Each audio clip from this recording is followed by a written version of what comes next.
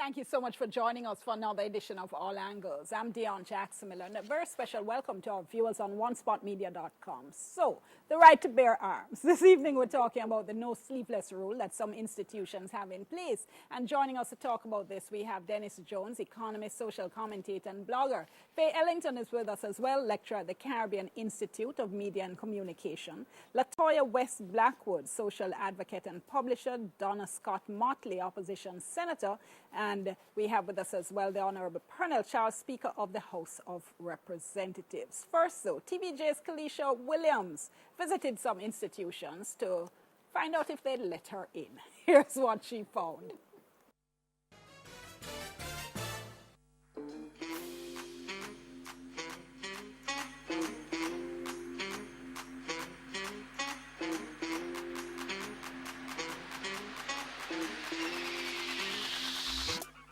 Bring it back.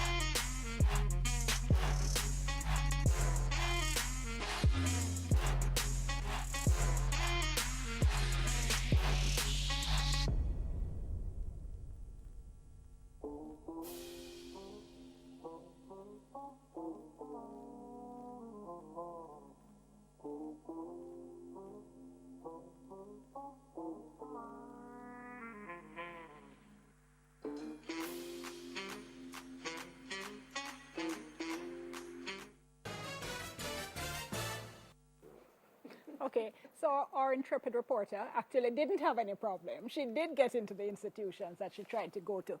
Tax administration actually sent us a statement. They say, look, they're about the money.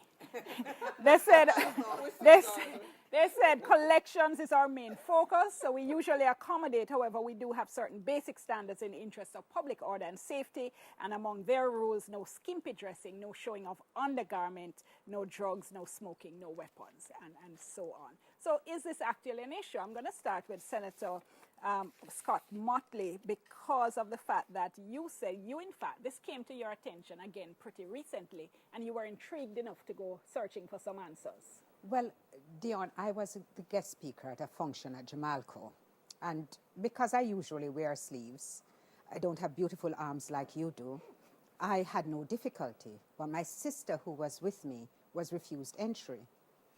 We were told that they had to check with the manager to see if she could be allowed on premises. And being a rebellious person, as we all are in my family, she refused to enter. I was totally enraged, and when I went home, I posted on Facebook, does anybody know the origin of this rule? Much to my shock and amazement, I got sort of responses from a wide cross-section of persons from all over the Caribbean. Indeed, one person was even very disparaging of the fact that the civil servants themselves were not prohibited from wearing sleeves, but nobody could come to them wearing in sleeveless dress. And it started some research. At the very same time in Uganda, in July, shortly after, because I was consistent in my follow-up, they were debating what was appropriate dress for women who were civil servants.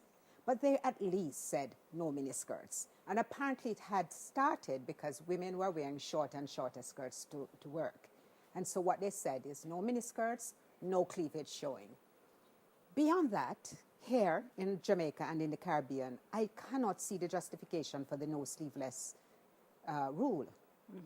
And in all your discussions so far, have you heard anything that sounds to you like irrational? No, anything not that at all. sense? People are just saying it's not appropriate. But I say, what about Michelle Obama, who showed how stylish and elegant you could be wearing sleeveless? It was appropriate for every occasion. And let's think about when you go to a function late in the evening, cocktail, or a formal function at a building which is considered an official building. Nobody objects to your sleeves, to not having sleeves. Yeah. So there's I think that we have been so accustomed to being a male-dominated society that we really pay no attention at all. The origin is obviously sexist. And one of the things I ask myself, and I hope my dear friend Pernell will illuminate this argument is, why are they so afraid of our arms? Remember, the women in the U.S. Congress had to demonstrate on the building, the steps of the building, for the right to bear arms. Yes. Now, the right to BEAR arms in the States is actually entrenched. Yeah. We've been concerned about that. So what about a woman's arm that is so intimidating that you can't show them? Let me go to you, Latoya. Well, I get involved in this discussion by way of my mentor, Professor Shepherd, who I follow religiously on Facebook for a host of things. And it was about last week that she posted of an encounter at a school where I guess she had gone to speak, and the security guard asked them to wind down the window, not to check for weapons, not to check anything security related, but to ask if there were any women bearing arms. So she was rather puzzled by it because he was very serious about the fact that no sleeveless. He wasn't going to let them in. No. No. And Professor Shepherd isn't known for outlandish dressing. She's known to be very regal, but we live in a tropical climate. And so it bothered her to the point where she posted on Facebook to say, is there actually a rule that I'm not aware of, a law actually banning women from wearing sleeveless? And I basically screenshot that post, and I went over to Twitter, where I actually prefer because the engagement is far more. And in a matter of time, like in no time, I got about 90 odd responses, including somebody who mentioned having gone for a yellow fever shot in the arm and was denied the shot because she was not wearing sleeves. Another friend, Patria, had gone to take her voter's ID photo. They said, you have no sleeves on, you're not looking smart or appropriate, so we can't take your photograph for your national ID. But let me ask you this, because, and you're going to see some responses from members of the public in a Yes. little while. People say, well, we're not going to vote. Rules are rules. If the people them say this is a rule, why you Yes. make a fuss about You know, slavery was once a rule. We were once told that we have to go out to the fields at a particular time, come back in at a particular time. I'm saying that the sleeveless argument is not just about clothing. It's about the policing of our bodies. It's a mindset about what constitutes decency and order, when in reality you can be fully dressed or smartly dressed and have no behavior, no decorum. So I'm trying to find the correlation between, some people have even come with body odor. I've seen fully dressed people who smell bad.